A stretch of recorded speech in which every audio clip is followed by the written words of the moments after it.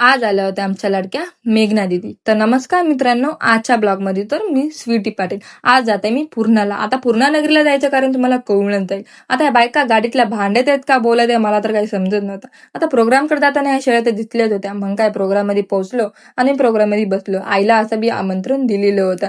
तेवढंच आगमन झालं मेघना दिदीचं.